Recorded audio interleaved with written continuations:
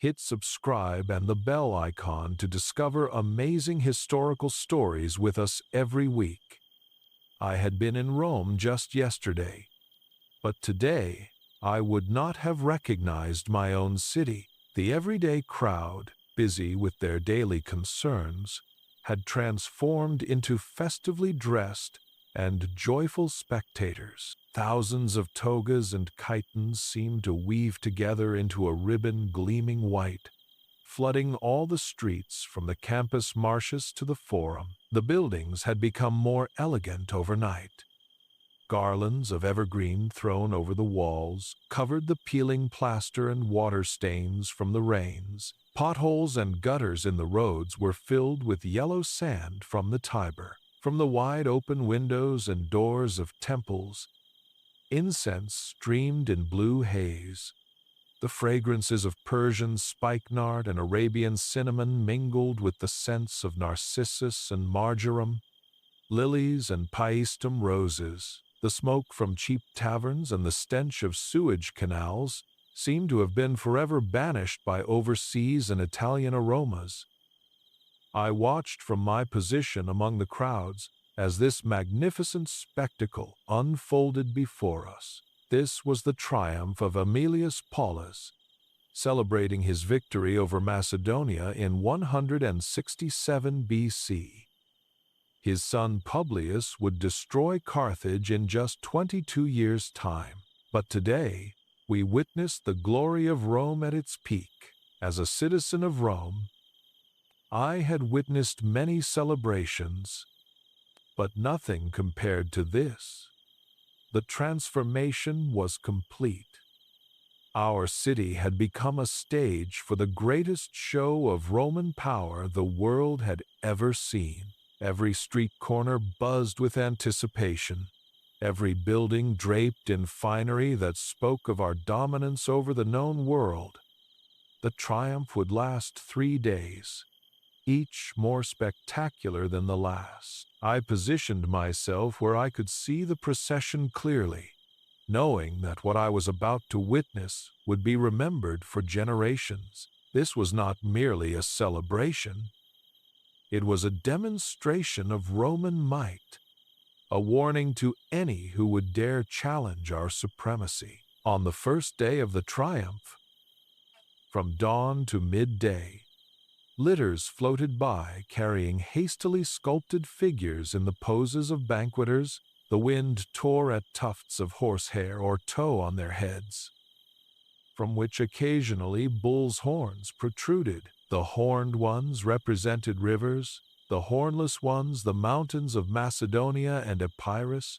But these were not bright decorations like those adorning the backdrop of a stage, not reproductions of the theater of military operation. The litters carried witnesses to Roman valor, summoned to confirm that the general's reports of his victories were not fiction. We Romans, standing on both sides of the streets, read aloud the inscriptions on tablets attached to the litters: Axios, Grammos, Lynkos, Strymon, Parabia, Olympus. The last name evoked wild applause and shouts of triumph, triumph.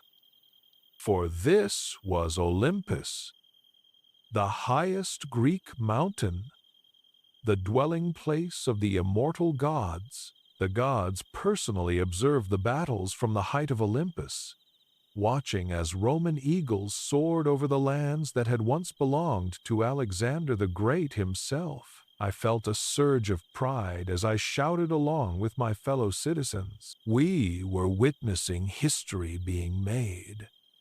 The very mountains and rivers that had watched over Greek civilization for centuries were now being paraded as trophies before Roman eyes. The symbolism was not lost on any of us.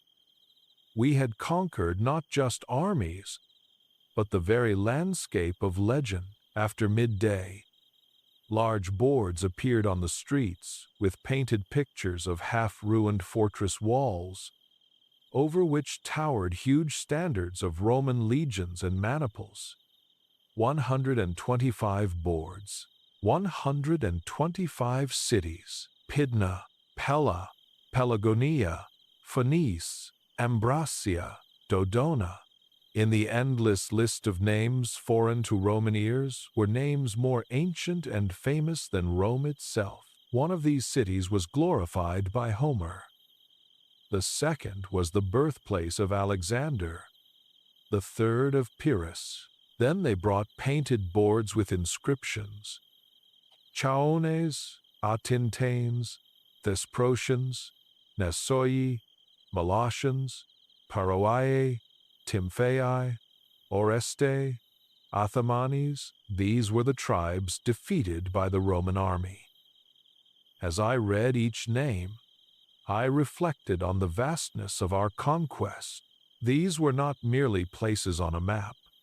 They were the heartland of ancient civilization, the cradle of philosophy and art. Yet here they were, reduced to names on wooden boards, carried in our triumph like trophies of war. The procession of boards concluded with a huge board bearing the number 150,000. That many Epirotes, men, women, and children, had been sold into slavery. I felt a momentary unease at this number. 150,000 lives, transformed from free people into Roman property.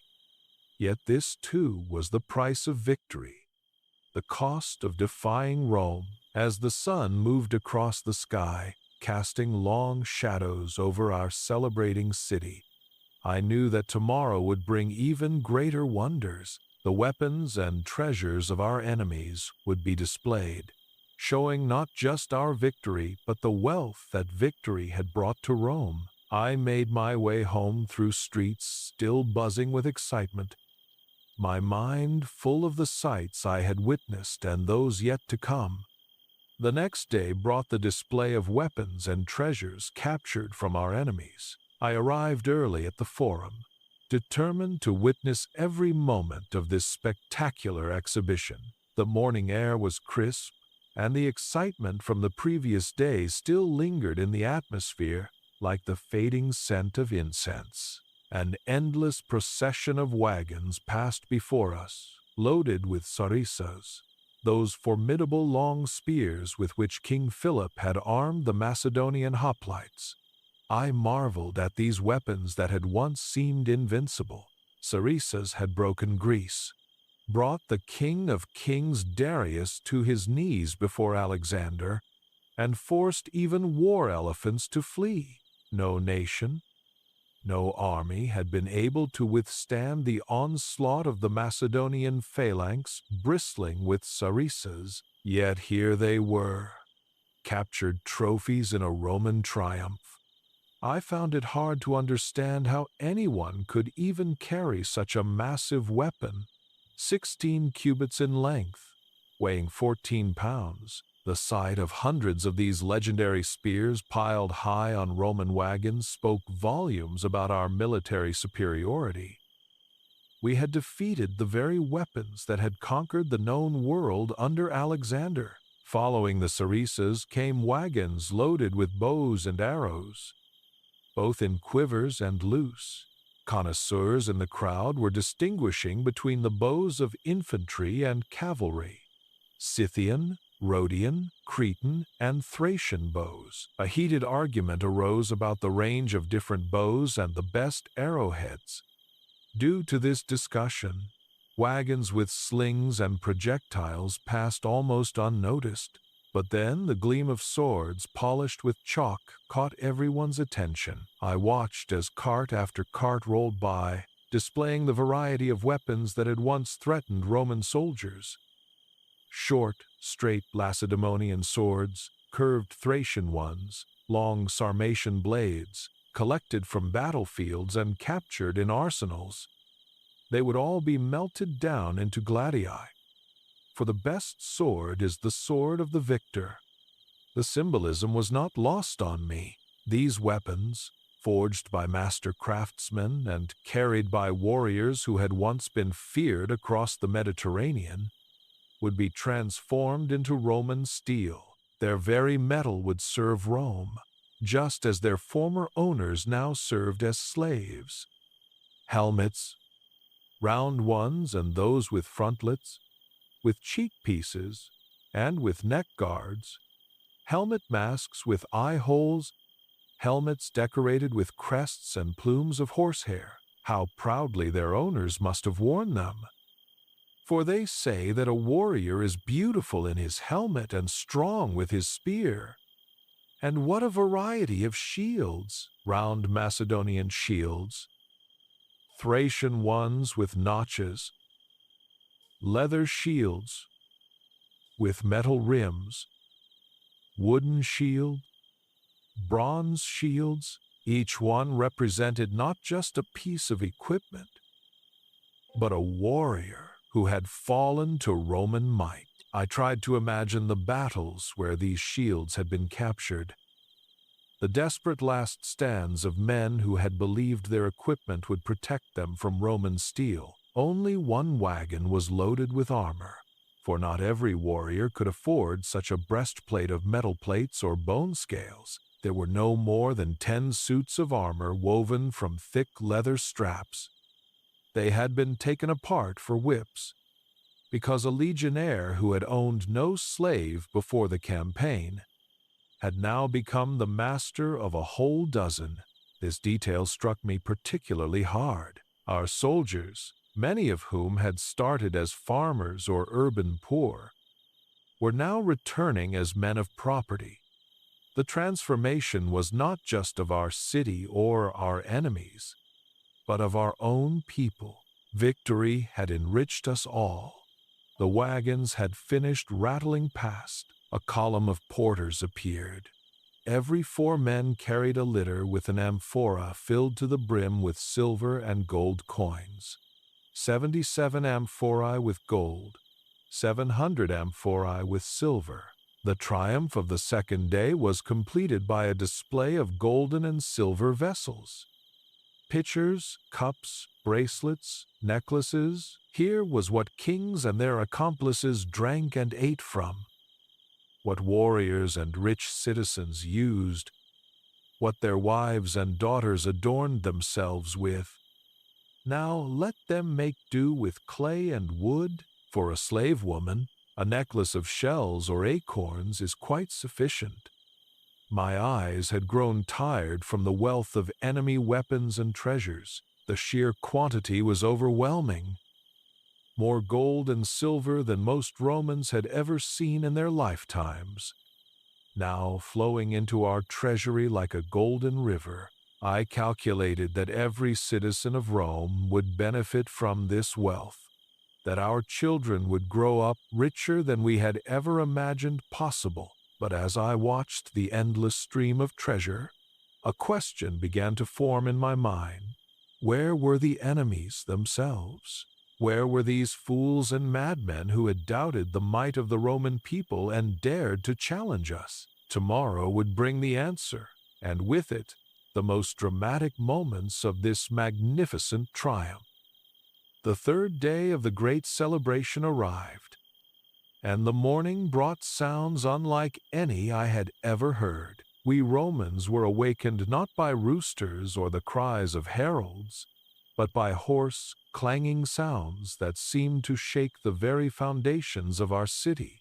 Trumpeters gathered from all the legions were blowing with all their might into their cast bronze horns. This was the terrible voice of war, before which all other sounds retreated in fear.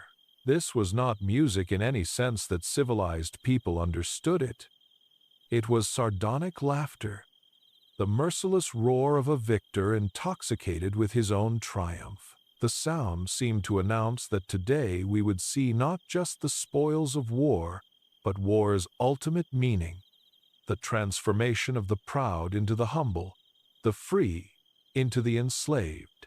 The first sight that greeted us Romans that morning was a procession of bulls. Festively decorated, they walked calmly behind their handlers, broad-chested, with smooth, glistening hide and fat necks that had never known the yoke. They were so magnificent that no one in the crowd doubted that if Jupiter had decided to transform himself into a bull again, he would have chosen one of these beauties for his earthly form.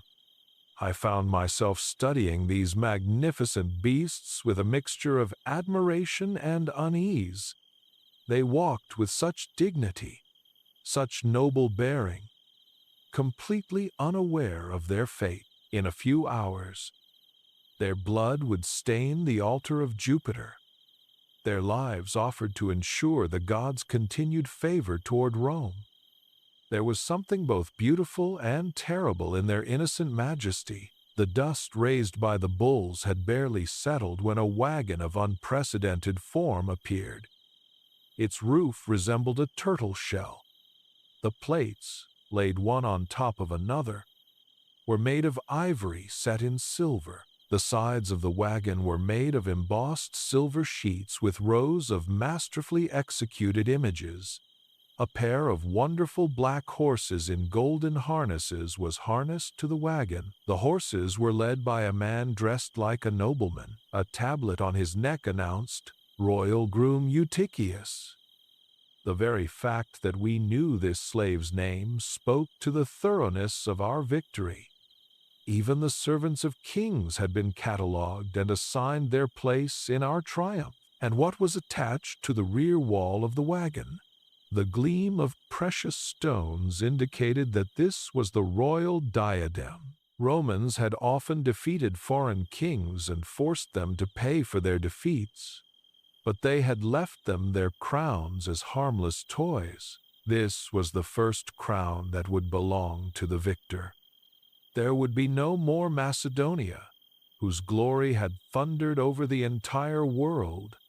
There would be no more Macedonian kings. The crown itself seemed almost modest compared to the wealth we had already seen.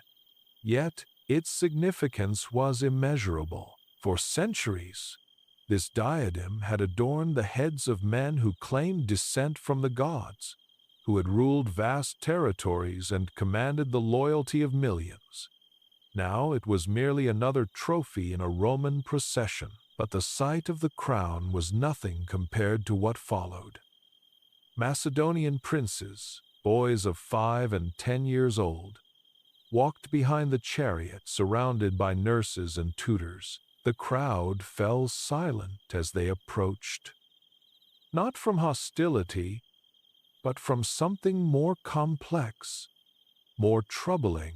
These children were not frightened by the mass of people on both sides of the street that had suddenly fallen silent. Philip and Alexander were accustomed to celebrations and palace receptions. True, people here were dressed differently than in Macedonia, but they did not look like the angry Roman soldiers who had dragged them by the hands and shouted something in their barbaric language. These were silent and kind Romans, and the children looked at them with interest and even pleasure.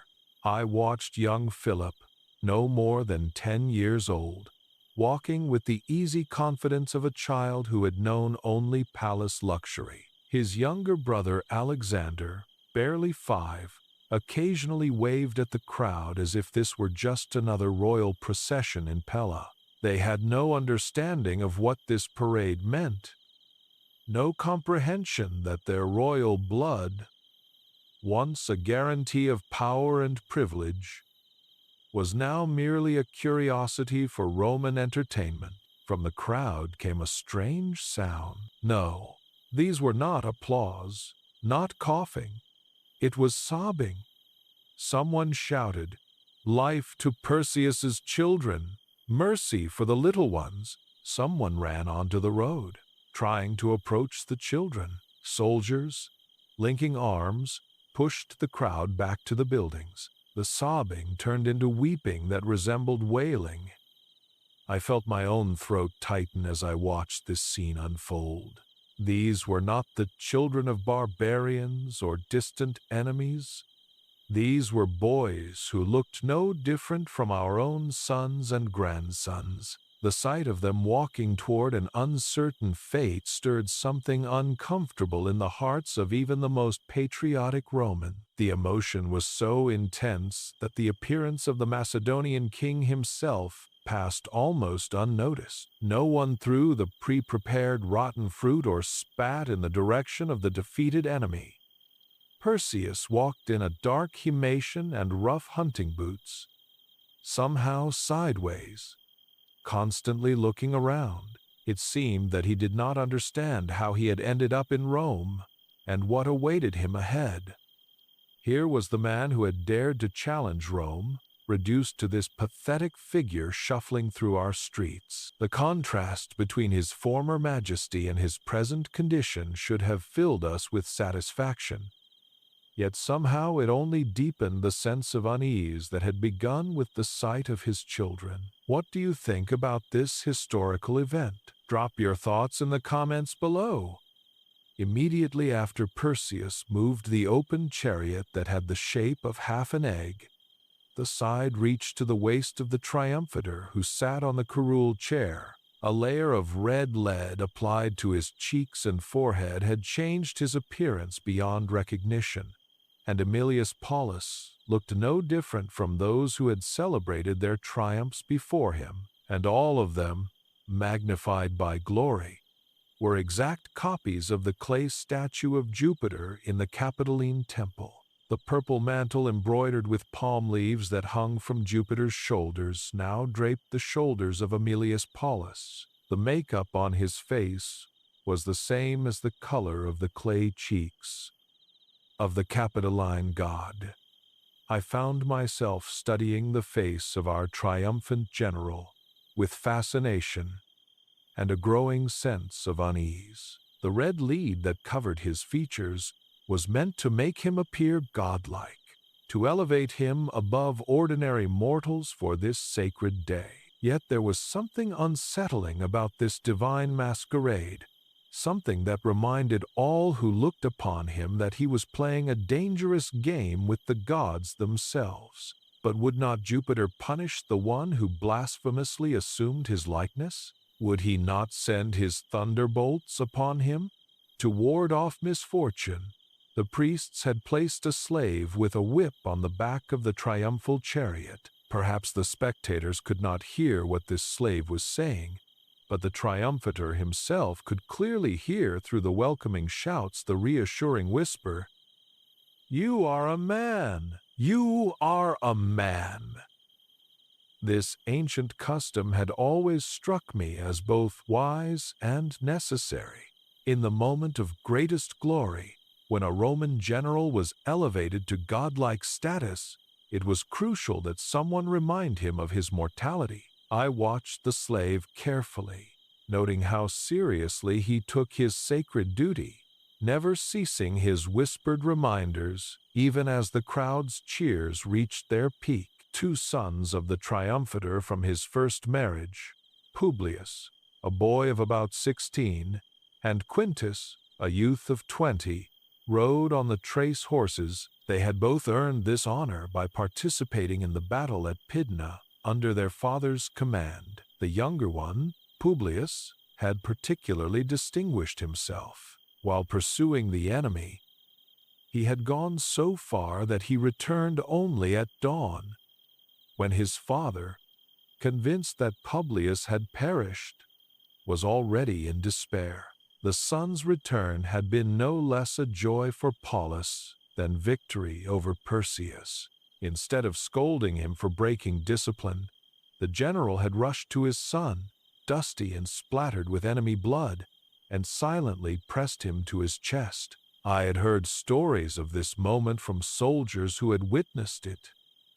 They spoke of the general's tears, his grateful prayers to Jupiter, and how quickly his joy had turned to fear. Superstitious Paullus seemed frightened by the favor of the deity, after which one could expect divine wrath and misfortune. Even in his moment of greatest triumph, he remained haunted by the knowledge that the gods were watching, weighing, perhaps preparing their own judgment.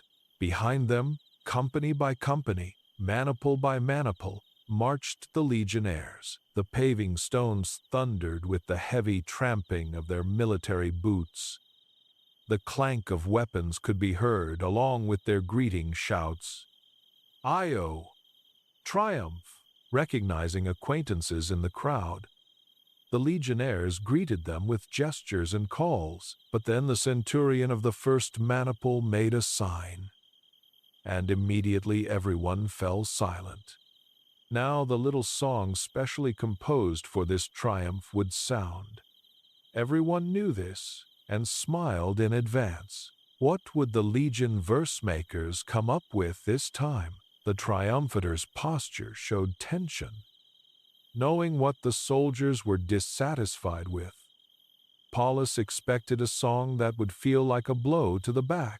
The tradition of soldiers mocking their commanders during triumphs was as old as Rome itself. It served the same purpose as the slaves' whispered reminders, to prevent the triumphant general from becoming too proud, too certain of his own greatness. Yet I could see the visible tension in Paulus's shoulders as he waited for whatever crude verses his men had composed. Paullus, our consul, with a nose as long as an elbow, timid and skinny, a lover of food, he devoured Perseus, he devoured the Epirotes, but still never gained a decent belly. Father, how can they? Exclaimed Publius without turning around. Order them to be silent. Be quiet, whispered the triumphator. By mocking my appearance, the soldiers remind me that I am mortal. They ward off the anger of Jupiter, whose clothes I wear, whose place I now occupy. Thank the gods that the triumphator's face was covered with red lead. Otherwise, everyone would have seen that it had turned purple with helpless rage. In an hour I will no longer have consular powers, thought Aemilius Paullus. They know this, and are taking advantage of their impunity. I found myself torn between amusement at the soldiers' irreverence and sympathy for their commander's humiliation. This was the price of Roman discipline, that even in the moment of greatest glory, a general must endure the crude jokes of his men. Yet perhaps this too was wisdom, a reminder that all human achievement, no matter how great, remains subject to the whims of fate and the judgment of the gods. The chariot drove onto the sacred way and began to rattle over its paving stones. From here I could see the slope of the Palatine facing the Forum. Aemilius Paullus saw the tiled roof of his own house, and his heart contracted as if from a dull blow. The bad presentiment of that morning when the gods returned Publius to him had come true. Just 9 days ago, Titus, his elder son from his second marriage, had died from an attack of an incomprehensible illness. He should have been standing here, next to Gaius, but instead he lay in the family tomb on the Appian Way. Even in triumph, grief haunted the victor. I reflected on the bitter irony that the gods seemed to demand payment for every gift they granted. Paullus had been given victory over Perseus, but at the cost of his son's life. Was this divine justice, or merely the random cruelty of fate? After the Regia and the Temple of Vesta, the Forum began, black with thousands of heads. People waved and shouted, Io, triumph, Io, triumph. The sound was deafening, a wall of human voices that seemed to shake the very columns of the surrounding temples. Aemilius Paulus's gaze fell on the rostrum, which seemed like a flower garden with its festive decorations, but cruel memory discarded the holiday ornaments. And the rostrum appeared as it had 3 days ago, surrounded by a frenzied mob. The crowd had refused to grant permission for the triumph. supporting the shouts of orators who challenged the general's right to this honor. And who were these orators? I had been there that day, pushing through the crowd to hear the accusations being hurled at our victorious commander. These were his own soldiers and centurions, dissatisfied with the division of spoils and the severity of his command. Joining them was the military legate Sulpicius Gallus, who always spent nights watching the stars and then dozed during Senate meetings. Gallus had not accused Paullus of stinginess or severity, but of violating justice by selling the Epirotes into slavery. I remembered his speech clearly, how he had stood on that same rostrum, pointing an accusing finger at the man who now rode in triumph, claiming that the enslavement of 150,000 innocent people was a stain on Roman honor. Ha! Stargazer! I could imagine Paullus thinking as he looked at the rostrum. Fighter for justice! He took pity on the Greeks, but they only dreamed that Perseus would win. The irony was bitter, that a general's moment of greatest glory should be haunted by memories of his own people's opposition. The political reality of Rome was never far from any triumph. Behind every celebration of military victory lay the complex negotiations, the bitter arguments, the personal rivalries that shaped our republic. Even now, in his moment of supreme achievement, Paullus could not escape the knowledge that many Romans had opposed this very celebration. I had witnessed the debate in the Forum myself, had seen how soldiers who had fought under Paullus spoke against him. They complained that he had kept too much of the spoils for himself, that his discipline had been unnecessarily harsh, that he had shown insufficient mercy to the defeated. The military legate's accusations about the Epirotes had been particularly damaging. 150,000 people sold into slavery was a number that gave even hard-hearted Romans pause. Yet here we were, celebrating that very victory, cheering the man who had brought such wealth to Rome. The contradiction was troubling, but typically Roman. We celebrated military success even when we questioned the methods that achieved it. Perhaps this too was part of our strength, this ability to hold contradictory truths simultaneously. Immediately after the Temple of Saturn, the triumphal chariot stopped, lifting his head and arms in prayer.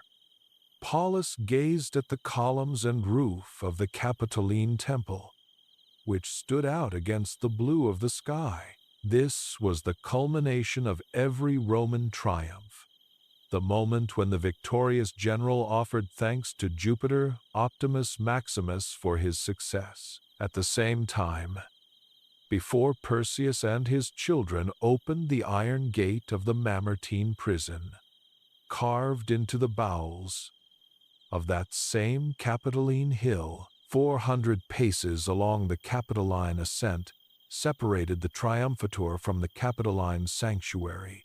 25 steps separated Perseus from the executioner and the gods of the underworld. The cruel symbolism was not lost on anyone present. While the victor climbed toward the gods of light and glory, the vanquished descended toward the gods of darkness and death. The very geography of Rome reflected this fundamental division between triumph and defeat, between those whom the gods favored and those they had abandoned. I found myself thinking about Perseus as he stood before that iron gate. Just months ago, he had been a king, master of a vast realm that stretched from the Adriatic to the Black Sea.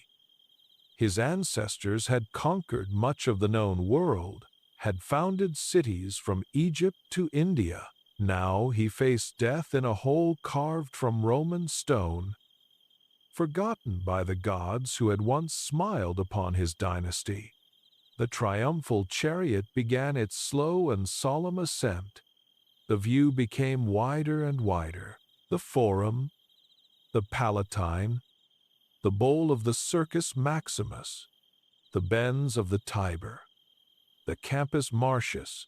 The climb ended, and now only a short distance separated the triumphator and his retinue from the low temple decorated with garlands. The horses stopped at its steps.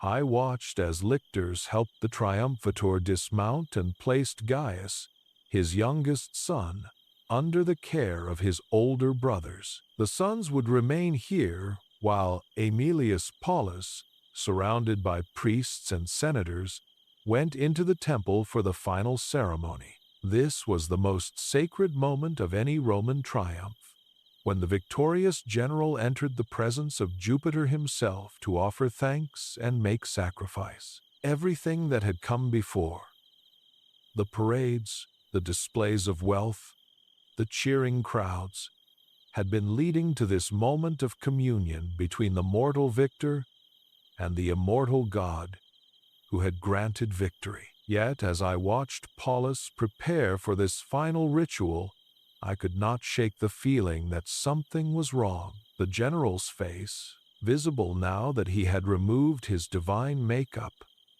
showed not triumph but anxiety. His hands trembled slightly as he arranged his toga, and his eyes kept darting toward the temple as if he feared what he might find there. The priests were preparing the sacrificial animals, and the smell of incense began to fill the air. Soon we would know whether Jupiter accepted Paulus's offering, whether the gods truly approved of this triumph. In the ceremonies about to unfold lay the answer to questions that had haunted this celebration from its beginning. Questions about justice, about the price of victory, and about whether the gods truly smiled upon Roman conquest. Stopping before the unusually bare sculpture of Jupiter, Paullus removed the heavy purple mantle from himself. Two priests picked it up and immediately covered the clay god with it.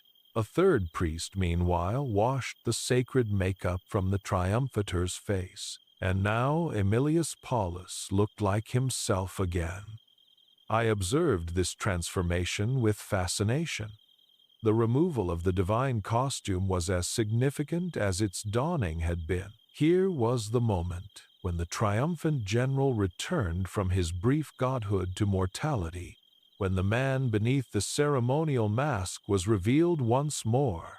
The face revealed was painfully yellow and covered with wrinkles, the withered skin of an aging man. The triumphator was tired. He was frightened. His hands trembled. His left eyebrow twitched. How would the sacrifice to the great and almighty God proceed? The bulls had been brought by a roundabout route. When the last bull ascended, people had to make room. 120 bulls and 120 herdsmen filled the Capitoline Square. The animals were magnificent and calm. They did not suspect what awaited them. I had attended many sacrifices in my lifetime, but never one on such a scale. The sight of 120 prime bulls gathered on the Capitoline was overwhelming, a display of wealth and devotion that few gods had ever received. Each animal represented not just an offering to Jupiter, but a portion of the vast wealth that this triumph had brought to Rome. The appearance of Aemilius Paullus on the temple steps was the signal for the concluding ceremony of the triumph. Flute players raised their double flutes, and the sounds of the mournful Phrygian mode floated over the square. Two young men led the first bull to the altar. The younger priest proclaimed, "The sacrificial animal is ready." "Act," responded the elder priest. The young men grasped the horns and raised the animal's head, exposing the neck. The sacrificial knife flashed. But suddenly the bull shook its head, and the young men flew in different directions. The animal reared up. No one made any attempt to restrain it. A collective gasp rose from the crowd, followed by an ominous silence.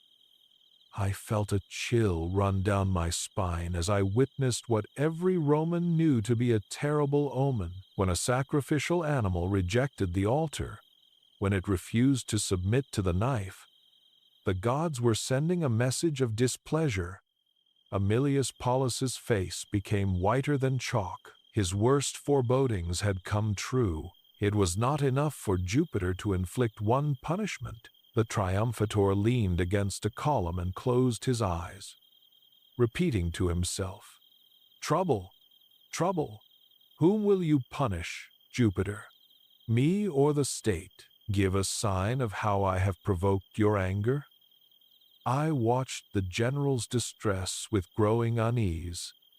This was not the behavior of a confident victor basking in divine approval. This was a man consumed by fear, a man who understood that the gods' favor was never guaranteed, that every triumph carried within it the seeds of future disaster.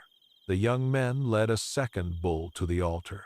Paullus saw and heard nothing, reviewing in his memory all his actions since his election as consul. He tried to understand how he had offended the gods.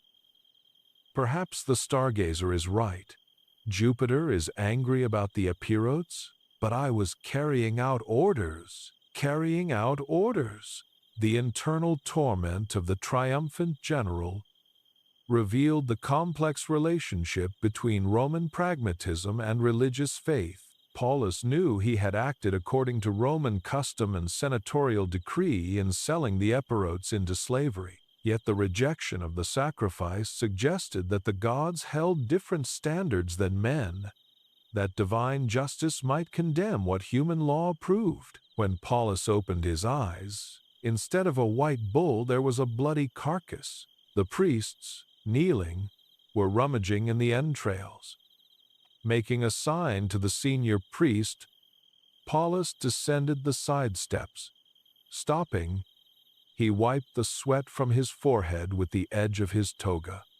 A bloody trace appeared on the white fabric. What was this? A new omen. A new omens of makeup. In his heightened state of anxiety, every ordinary occurrence became a portent of doom. Every shadow held the threat of divine retribution. "Father," came a childish voice. Aemilius Paullus turned sharply. He had forgotten about his sons, and they had been waiting for him all this time. Gaius, Publius, and Quintus. It was good that they were friendly, although they lived in different families. "Perhaps the gods disapprove of my second marriage," flashed through his mind. Suddenly Gaius burst into tears.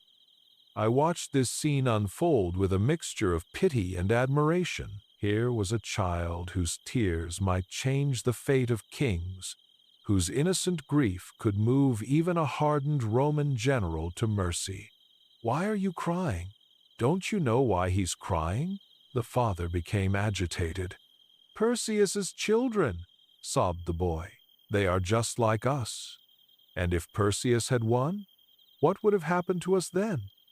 The child's words struck like a thunderbolt. Here was the question that had haunted the entire triumph, spoken with the clarity that only children possess. In imagining his own sons in the place of Perseus's children, Gaius had touched the heart of the moral dilemma that surrounded this victory. Paullus fell into thought. Perhaps Jupiter was speaking through Gaius's mouth? Jupiter disapproved of the execution of Perseus and his children. While the sacrifice was not finished, Perseus and his children were alive, and he, Aemilius Paullus, had supreme power. "Don't cry. Perseus's children will live. I will preserve the life of their father too, although he is not worthy of it." The boy's face lit up. "You won't execute them?" I said. "They will live. They will be transferred to another prison. Now, go home. I still have many matters to attend to." 117 bulls. This moment of mercy, prompted by a child's tears and a father's fear of divine displeasure, would echo through history.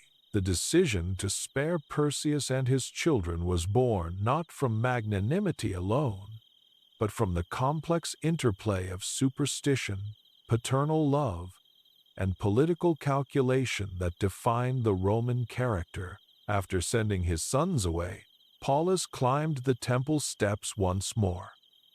The carcasses of the sacrificed bulls occupied half the square, their blood darkening the sacred stones of the Capitoline, the metallic smell of blood mixed with the sweet smoke of incense, creating an atmosphere both solemn and slightly nauseating.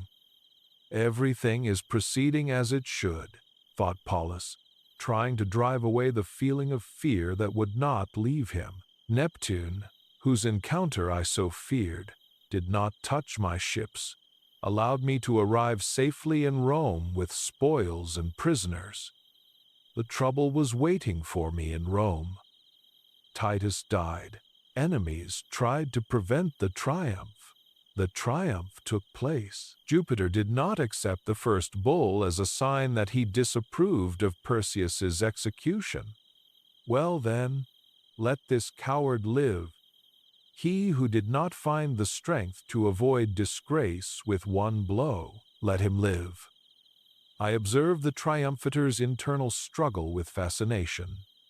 Here was a man at the pinnacle of Roman achievement, yet tormented by doubt and superstition. The rejection of the first sacrifice had shaken him profoundly, forcing him to question not just his actions, but his very relationship with the gods who governed Roman destiny. The remaining sacrifices proceeded without incident, one by one.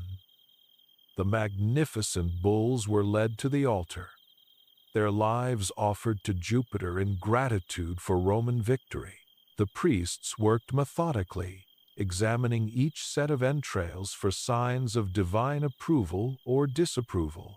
With each successful sacrifice, Paullus seemed to regain some of his composure, though the shadow of that first rejection never entirely left his face. As the afternoon wore on and the pile of carcasses grew, I reflected on the strange mixture of triumph and tragedy that had characterized this entire celebration. We had witnessed the greatest display of Roman power in our generation. Yet, it had been marked throughout by omens of divine displeasure, by the tears of children, by the haunted expression of the victor himself. The crowds began to thin as the ceremony neared its end. Many Romans had been standing for hours in the hot sun, and the excitement of the early morning had given way to fatigue. Yet those of us who remained felt we were witnessing something historically significant. Not just a military triumph, but a moment that revealed the complex soul of our republic. When the last bull had been sacrificed and the final prayers offered, Paullus emerged from the temple looking drained but relieved.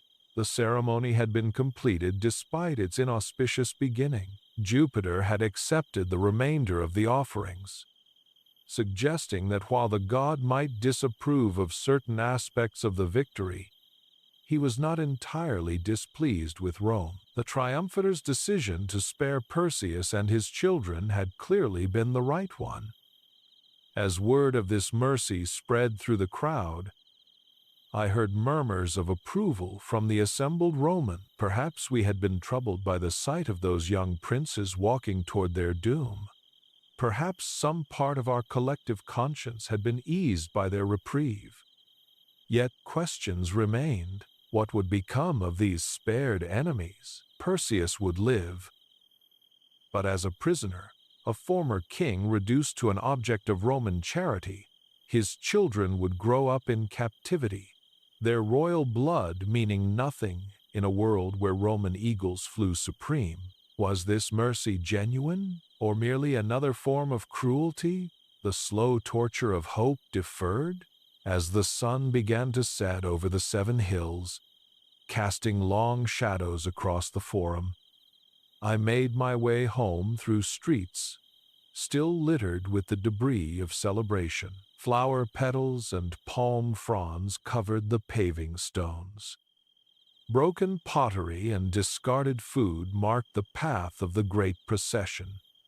The triumph was over, but its implications would resonate for years to come. Rome had demonstrated once again its military supremacy, had brought unimaginable wealth into its treasury, had shown the world what happened to those who dared challenge the Republic. Yet we had also seen something troubling in the haunted eyes of our triumphant general, in the tears of captive children, in the ominous rejection of divine sacrifice. I found myself wondering whether this triumph marked the peak of Roman glory or the beginning of something darker. The gods had sent mixed signals this day, approving our victory while questioning our methods. As I walked through the gathering dusk, I could not shake the feeling that we had witnessed not just a celebration, but a warning, a reminder that even at the height of power, even in the moment of greatest triumph, the price of glory could be higher than we imagined. The bitterness of triumph, I realized, lay not in defeat but in victory itself, in the knowledge that every conquest carried within it the seeds of moral corruption, that every display of power revealed new depths of human cruelty, that even the gods themselves might question the methods by which mortals achieved their greatest successes. If you enjoyed learning about this piece of history, give this video a thumbs up. Subscribe for more fascinating stories, and let me know in the comments which historical period you'd like to explore next. Days have passed since the triumph ended, yet its images continue to haunt my thoughts. As I write these words by lamplight in my modest home on the Aventine, I find myself returning again and again to the questions raised by those 3 extraordinary days. What did we truly celebrate? What did we truly accomplish? And what price did we pay for our magnificent victory? The wealth that flowed into Rome's treasury was beyond counting. Gold and silver enough to fund our armies for a generation. Art and luxury goods that would adorn the houses of the wealthy for centuries to come. Every Roman citizen, from the humblest plebeian to the proudest patrician, had been enriched by Paulus's conquest. The streets buzzed with talk of new building projects, expanded public works, reduced taxes. Rome would be more beautiful, more powerful, more prosperous than ever before. Yet I cannot forget the sight of those Macedonian princes walking through our streets, their young faces bright with curiosity rather than fear. They were so much like our own children, the same eagerness in their eyes, the same innocent wonder at the spectacle surrounding them. When I looked at them, I saw not conquered enemies, but victims of a fate they could neither understand nor control. The Roman crowd's reaction had been telling. These were people hardened by generations of war, accustomed to viewing foreign enemies as less than human. Yet, when confronted with the reality of these young boys, their natural humanity had asserted itself. The sobbing that rose from the crowd, the cries for mercy, the visible distress of ordinary citizens, all testified to some deeper moral sense that transcended political calculation. Perhaps this is what Jupiter had tried to tell us through the rejected sacrifice. Perhaps the god of justice had looked down upon our celebration and found it wanting, not because our victory was undeserved, but because our treatment of the defeated showed too little mercy, too little recognition of our common humanity. I think often of Aemilius Paullus himself, that complex man who bore the burden of triumph so uneasily. Here was a general who had achieved what every Roman dreamed of: complete victory over a worthy enemy, vast spoils, the adoration of the people, his name inscribed forever in the annals of glory. Yet I had never seen a man look less happy in his moment of supreme achievement. The death of his son Titus had cast a shadow over his triumph from the beginning. The gods, it seemed, demanded payment even for their gifts. No Roman could achieve greatness without sacrifice, and sometimes that sacrifice was dearer than any reasonable person should be asked to pay. The triumphator's pale, anxious face as he approached Jupiter's altar spoke of a man who understood this terrible arithmetic of divine favor. His decision to spare Perseus and the royal children had been motivated partly by his son Gaius's tears, but I suspect it reflected deeper concern. Paullus was a man who understood the responsibilities that came with power, who recognized that even victorious generals remained accountable to higher authorities, whether gods or the moral law that governs all human action. The opposition he had faced in the forum before the triumph was another reminder that Roman success always came with a price. His own soldiers had mocked him. His own officers had questioned his methods. His own people had initially refused him the honor he sought. This was the reality of republican government, that even the most successful leader remained answerable to the people he served. Yet perhaps this too was a strength rather than a weakness. Kings might celebrate their victories without question, but Roman generals had to justify their actions before the Senate and people. They had to explain not just their successes but their methods, not just their achievements but their costs. The fact that Paullus had been forced to defend his treatment of the Epirotes, however unsuccessfully, showed that Roman consciences had not been entirely numbed by conquest. As I reflect on these events, I find myself wondering about the future. Rome's power seems unlimited now. Our legions are victorious on every frontier. Our treasury overflows with the wealth of conquered nations. Our influence extends from Spain to Syria. Yet the very scale of our success brings new dangers. How can we rule so many peoples without becoming corrupted by power? How can we maintain our republican virtues while governing an empire? How can we remain Romans while transforming the world? The triumph of Aemilius Paullus may have marked not just the defeat of Macedonia but the end of an era. We are no longer a small city-state fighting for survival against neighboring tribes. We are masters of the Mediterranean world, heirs to Alexander's empire, the arbiters of civilization itself. The responsibilities this brings are as immense as the opportunities. Perhaps the bitterness I sensed in this triumph came from the recognition that success itself can be a form of failure, that in achieving everything we desired, we risk losing everything we valued. The Rome that celebrated Paulus's victory was already different from the Rome that had sent him to war.